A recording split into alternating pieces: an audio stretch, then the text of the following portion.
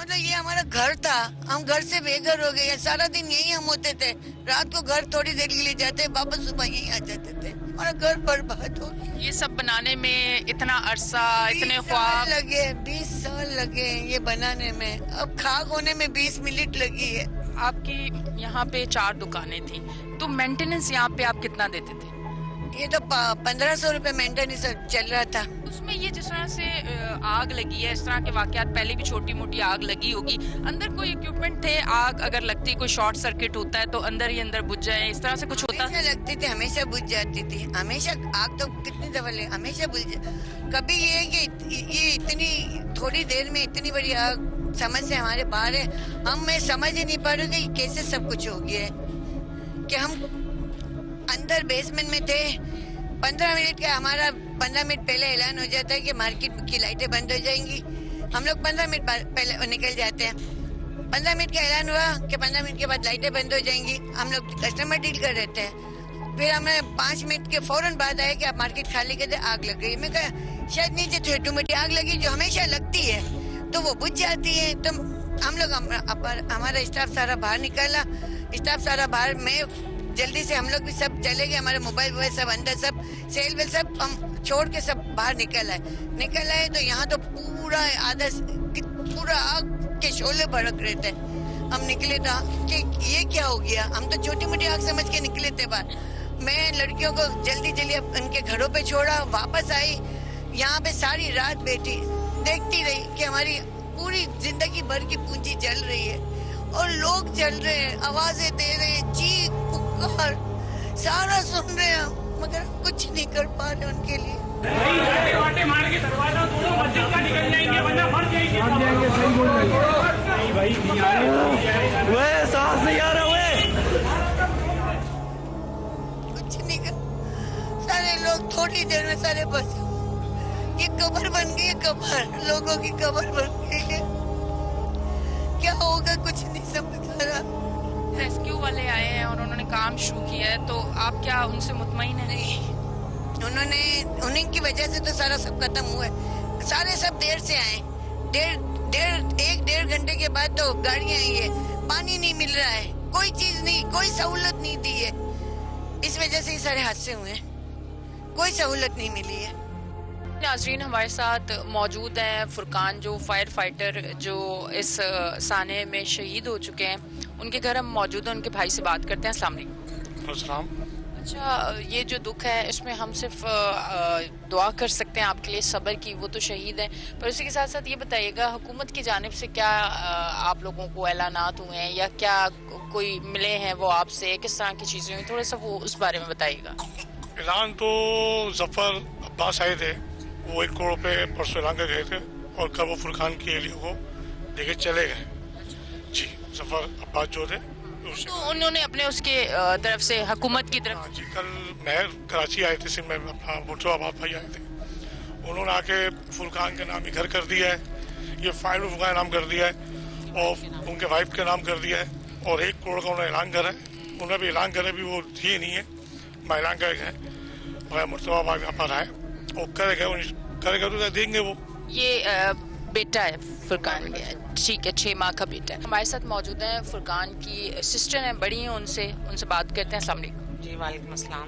अच्छा, मुझे बताइएगा कि जब आप लोगों को जो लास्ट सुबह कॉल आई, बताया कि बच्चा दिखा दो मुझे, क्योंकि बेटा मासूम, प्यार आता है उस पर कि मैं अब आने वाला हूँ, बस ड्यूटी ऑफ होने वाली है, उसके बाद किस तरह आपको खबर मिली, किस तरह आप लोगों को पता चला? सबसे पहले तो मैं कहूँगी इन्ना लिल्लाहि व इन्ना इलैहि राजिऊन, क्योंकि मेरा भाई शहीद है और शहीद हमेशा हम में रहेगा, वो हमारे साथ हमेशा। रात में जो है ना, रात से वो अपनी बीवी के साथ कांटेक्ट में था। आग जब लगी थी उस वक्त बताया था कि मैं आग पे जा रहा हूँ, फायर हुई है, तो कॉल नहीं करना मुझे, क्योंकि मोबाइल वगैरह शायद गाड़ी में रख देते थे वो। तो भाभी से हम ये बता रही थी, मैंने मैसेज वगैरह किए थे, तो वॉइस उनकी, बस आखिरी वॉइस उनकी आई थी कि ख्याल रखना मोहम्मद राहिम का। 6 बजे के बाद भाभी कह रही, मैं फ़ोन भी करी थी, उठा नहीं रहे थे 10 बजे तक। अब डेट तो उसकी पहले ही हो गई थी, 8 बजे पता नहीं कितने बजे, हमें तो खुद सही से पता ही नहीं, हम तो अपने घरों पे थे। हमारा भाई इस दुनिया से चला गया, हमें पता ही नहीं चला। 11 बजे करीब मोहल्ले वालों ने कॉल करके बताई कि आपके भाई जख्मी हो गए, आप लोग फौरन नाजरा फायर स्टेशन पहुँचे। जब हम यहाँ पहुँचे तो यहाँ तो रश ना लगा हुआ। उस वक्त भी हमें सच नहीं बताया कि इंतकाल हो गया उन्हें, मगर ये है कि आहिस्ता आहिस्ता बड़ी सिस्टर आई थी हॉस्पिटल से, सिविल हॉस्पिटल में उनकी बॉडी रखी हुई थी, तो उन्होंने आके बताया कि उसका तो भाई का तो इंतकाल हो गया। फिर असल में हुई उसकी नमाज़ जनाजा। भाभी का तो बहुत बुरा हाल है। मेरी तो हुकूमत पाकिस्तान से यही अपील है गवर्नमेंट से कि अब फुरकान तो हम में है नहीं, तो उनकी बीवी बच्चों के लिए जो हो सकता है आप करें। और फुरकान ना सबके मसले मसाइल देखते थे, बाजी में सबको निकाल दूंगा परेशानियों से, इंशाल्लाह सबको सही हो जाएगा। आज तो वो नहीं है फुरकान, मगर उसके अल्फाज आज भी हमारे जहनों में। माशाल्लाह से गवर्नमेंट ने ऐलानात भी किए और हमें इत्मीनान है कि करेगी गवर्नमेंट, क्योंकि वो जो है ना माशाल्लाह से जिस इदारे में है तो सपोर्ट जो है ना करेंगे उसको। मुर्तज़ा वहाब साहब आए थे, उन्होंने हर तरह के ऐलानात किए हैं। अभी तक ये कि मिला उन्हें कुछ भी नहीं है भाभी को, मगर ये कि हमें इत्मीनान दिलाया गया है बस ये कि घर वगैरह जो है ना खुद से ना खाली करवाया जाए, क्योंकि भाभी के वालिद नहीं है, भाभी के भाई नहीं है, वालदा बेवा है उनकी, तो भाभी को ना ज़रूरत है, सर छुपाने के लिए छत की ज़रूरत है भाभी। आपके चाचू हैं अंदर? जी मेरे चाचू है अंदर।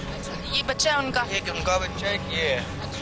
दोनों बच्चे हैं उनके? ये 2 बच्चे हैं। हफ्ते वाले दिन से इनकी कोई खबर नहीं है कुछ। वहाँ उनकी अंदर शॉप थी या अंदर उनकी शॉप है, वो जॉब करते हैं एक दुकान के ऊपर, जिसके अंदर एक साद नाम का लड़का भी मौजूद है, साद पूछती। ठीक है। उनकी भी अभी कोई खबर नहीं है। यहाँ से तो बहुत किस्म की अपडेट्स आई है कि रेस्क्यू अंदर चली गई है, दुबई गारमेंट्स में से 25 लोग निकले हैं, ऐसा कुछ नहीं है। अगर लोग निकले तो लोग हैं कहाँ पर? कोई अपडेट है अंदर से उनके?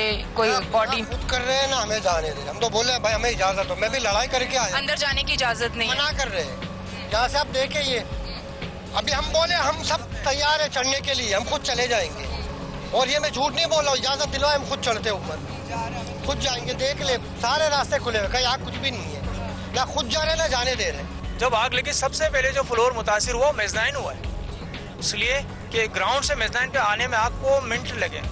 लेकिन आज तक इतने सालों में हमने 30 साल अपनी ज़िंदगियाँ गुजार दी कि हमने कभी इतनी बड़ी आग इतनी जल्दी फैलती हुई देखी नहीं है। हम एक दुकान पे आग लगती थी, हम दुकानदारी गुजारिया करते थे, हमारे पास इतनी सोर्सेज थे। क्या सोर्सेज थे जरा मुझे बताएं, क्योंकि आप मेंटेनेंस दे रहे हैं तो अंदर। हाँ, और 1500 रुपये मेंटेनेंस थे हमारी मार्केट, 50 मेंटेनेंस नहीं थी, लेकिन फिर भी हमने सारे निज़ाम रखे हुए थे। हमारी मार्केट में 5 दुकानें जली, हम लोगों ने खुद बुझाई। लेकिन देखें ये हुकूमत की जिम्मेदारी होती है कि वो आए पुरानी इमारतों को चेक करें कि उसमें क्या निज़ाम है नहीं है, वो आप मेंटेनेंस कमेटी से बोल के बनवाएं, हमें पता है ना। हम अच्छा, जब ये आग लगी है तो फिर किस तरह से भगदड़ मची, क्या उस टाइम सिनेरियो था? आग लगने पे हम ये अक्सर ये करते थे कि हम मेन स्विच गिरा देते थे, ताकि पहले भी हुआ है, इसका मतलब है। मैं कह रहा हूँ ना, कभी भी शॉर्ट सर्किट तो होते रहते हैं हमारे मुल्क में। आपको पता है इलेक्ट्रिक का निज़ाम बहुत अच्छा है, बहुत अच्छा है, मुझे मेरे हिसाब से तो शॉर्ट सर्किट होते रहे। हमने बहुत कोशिश करी है कि शॉर्ट सर्किट ना हो, पीएमटी हमारी बहुत लगी हुई हर चीज़ है, हम बंद करवा देते ताकि मार्केट में आग ना फैल, ये करते थे हम। लेकिन वो आग पता नहीं कैसे इतनी जल्दी फैल गई। हालांकि शॉर्ट सर्किट होने पे हमने फ़ौरन आग लाइटें बंद करवा दी थी, मार्केट वालों ने सब बंद, हम दुकानों में थे, अंधेरा हो गया, हमने मोबाइल की लाइटें जला ली। हमें पता था कि यार अब 5-10 मिनट बाद सब नॉर्मल हो जाएगा।